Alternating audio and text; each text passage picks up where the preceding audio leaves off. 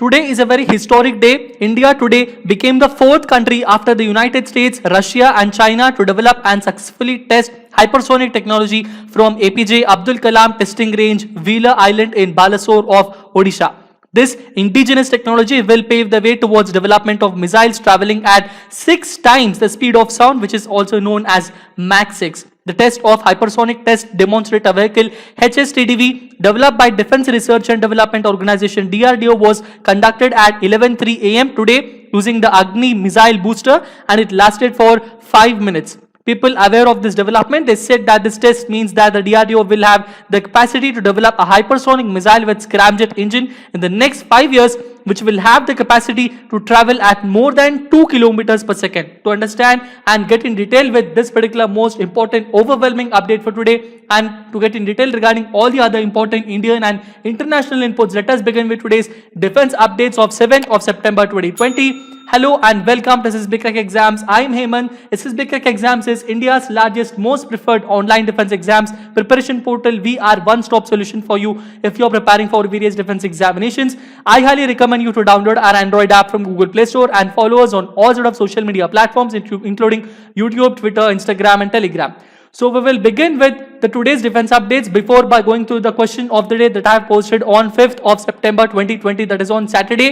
And the question that I asked was, who is the first woman head of a state to fly in a warplane? I repeat the question. Who is the first woman head of a state to fly in a warplane? She is Her Excellency Srimati Pratibha Devi Singh Patil. Okay. So Her Excellency Srimati Pratibha Devi Singh Patil is the first woman head of a state to fly in a warplane. That simply mentions that a first woman president to fly in a warplane. Okay, so on November of 25th of 2009, she made history by taking off in a frontline Sukhoi 30 MKI fighter jet aircraft from Pune Air Force Base, becoming the first woman head of state to fly in a warplane. At that time, her age was 74 years, and she set also another world record by becoming the oldest woman to be airborne in a combat jet for a 30-minute sortie at a speed close to the supersonic level. She sat in the co-pilot seat in the cockpit, waved to the people gathered at the airbase, and she took off in the Sukhoi that belongs to the 30th Squadron of Indian Air Force. Mention in the comment section what is the motto of the 30th Squadron of Indian Air Force and what is the nickname of this particular squadron. Also, to get in detail regarding Srimati Pratibha Devi Singh Patil is that she also donned a special G suit that is worn by her, and everything regarding that particular suit, it helps her in countering the gravitational effect due to any maneuvers that are being done in flight. And this particular aircraft, when she was seated in the co-pilot seat, it was piloted and it was flown by Wing Commander S. Sajan at subsonic speed of 0.9 Mach, which is less than 1000 kilometers per hour, whereas the supersonic levels start at Mach 1, which is 1236 kilometers per hour. Former President APJ Abdul Kalam had also been flown in a Sukhoi 30 in the year of 2006.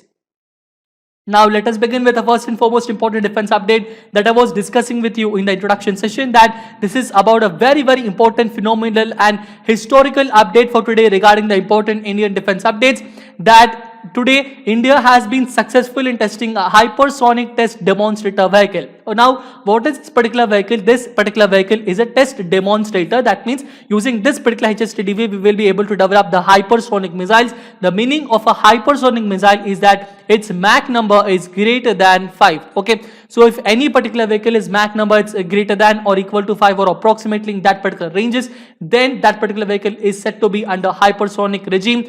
Being in a hypersonic speed is extremely different when compared to a supersonic speed. The complete aerodynamics will change. Okay, see, if you are flying less than Mach 1, that means if you are subsonic, you will be only dealing with the important forces that are caused by the air. Okay, you will be calculating lift, you will be calculating drag and the effect produced by that. So all the important coefficients, everything will be done and calculations will be done regarding to that particular one. But if you are doing with greater than Mach number of 5, if it is more than Mach 5, then it is in the hypersonic regime. Once you are in hypersonic regime, leave of air, the main thing is everything will be affected. Most importantly, the temperature is that particular important thing that you have to understand and remember. Okay, So the temperature regimes will extremely change, and developing that particular vehicle requires an extreme amount of effort, dedication, a lot of computational and important thermodynamic analysis have to be done. Only then this particular vehicle is successful. Until now, until history, only United States, Russia and China were successful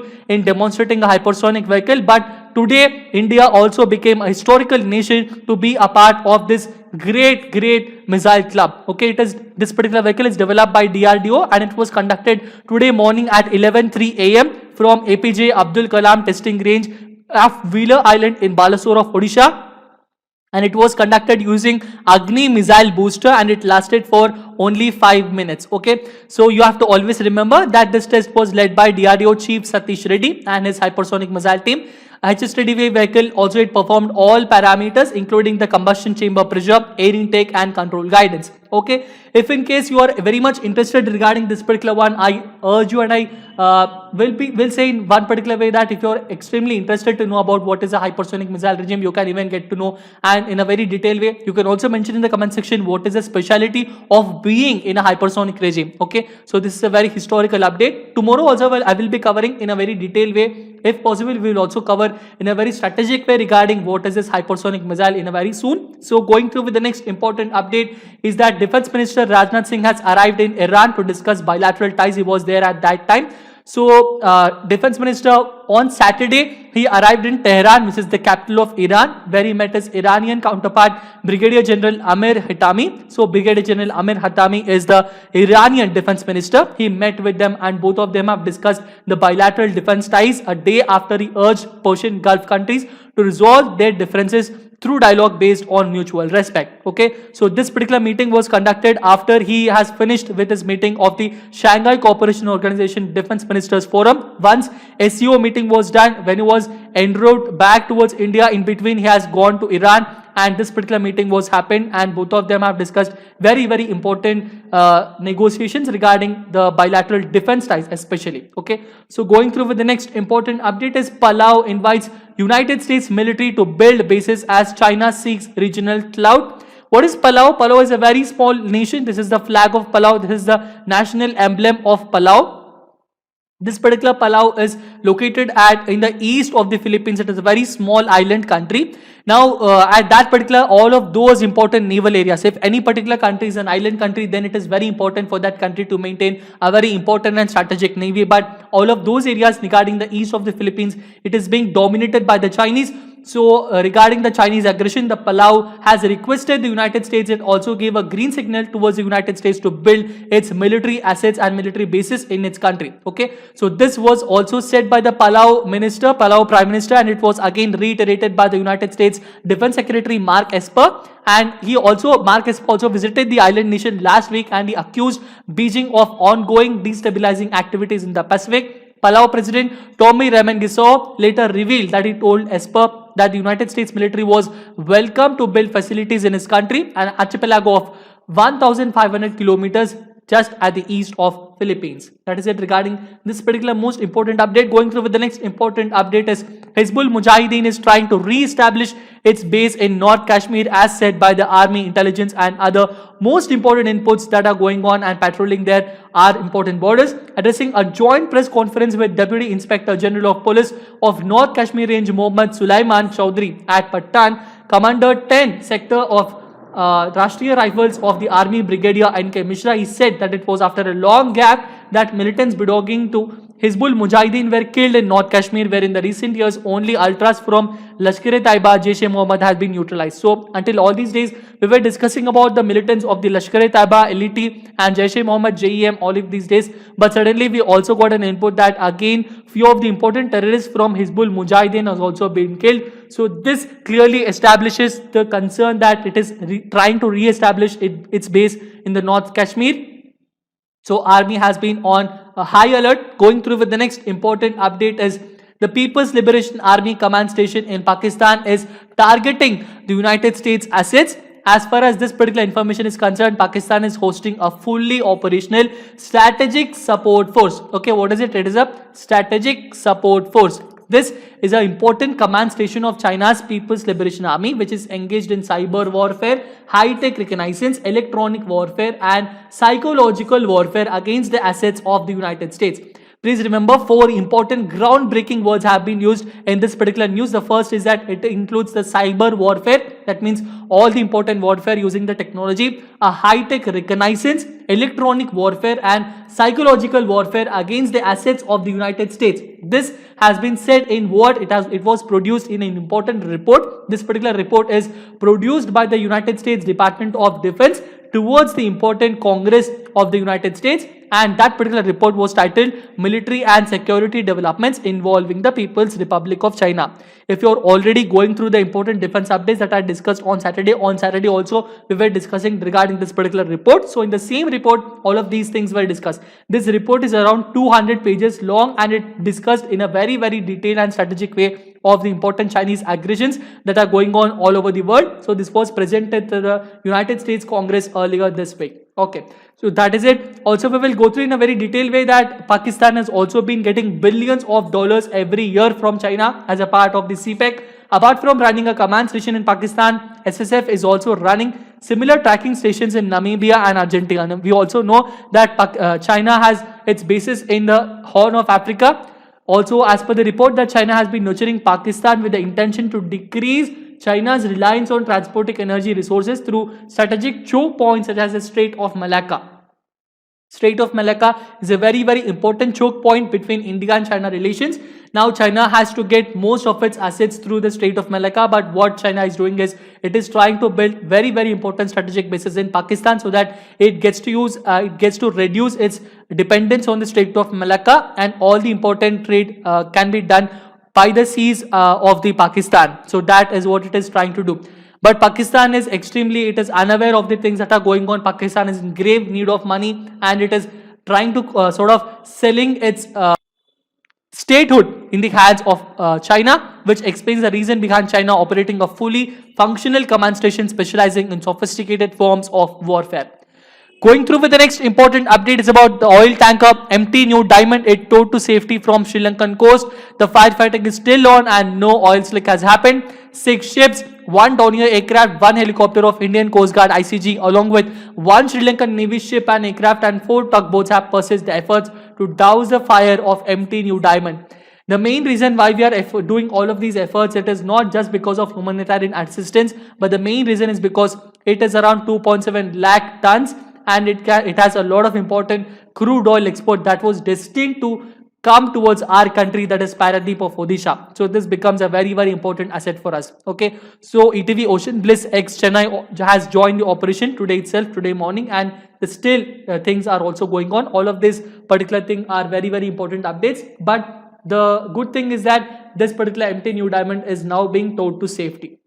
The complete details regarding that we will be giving you in the going on days from tomorrow itself. So going through with the next important update is that United States Army receives its first AMPV. The full form of AMPV is Armored Multi-Purpose Vehicle. This is how an Armored Multi-Purpose Vehicle looks. This is for the first time that the BAE Systems had given the United States Army this particular vehicle. So this after working through a 6-month delay as it overhauled the way it produces vehicles at a key facility. The company has delivered an AMPV mission to command variant to the service, and vehicle is now expected to be put through its paces. Also, we have to have a complete analysis of what is actually the AMPV. AMPV was a very important multi-purpose vehicle that we have to understand and remember.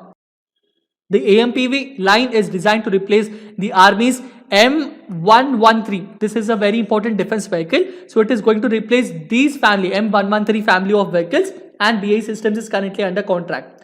So this is a very useful update. Going through with the next important update is that China now has world's largest navy as Beijing advances towards goal of a world-class military by 2049, says United States Department of Defense. Now this is also said under a very important report, and the name of that report is China Military Power Report. Okay, very simple. The name is the China Military Power Report. This is published on 1st of September, and in this particular report it stated that PLA, People's Liberation Army Navy, now has a battle force of approximately 350 platforms, including major surface combatants, submarines, ocean-going amphibious ships, mine warfare ships, aircraft carriers, and fleet auxiliaries. And it is said to be that it is world's largest navy as of now, compared to the United States Navy's 293 ships using the same measure. Also, to get in detail regarding this particular one, that the report notes the progress in the construction of plan's third carrier, which in comparison to the two already in service will be larger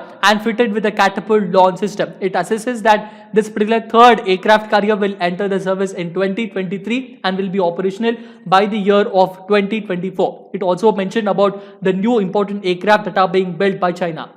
That is it regarding the most important defense updates for today, and I hope that you enjoyed all of these important defense updates. Now we will have a very quick review by going through some of the most important questions. And the first and foremost question is, Iranian defense minister is, who is Iranian defense minister? He is Brigadier General Amir Hatami. Always remember, the Iranian defense minister is Brigadier General Amir Hatami.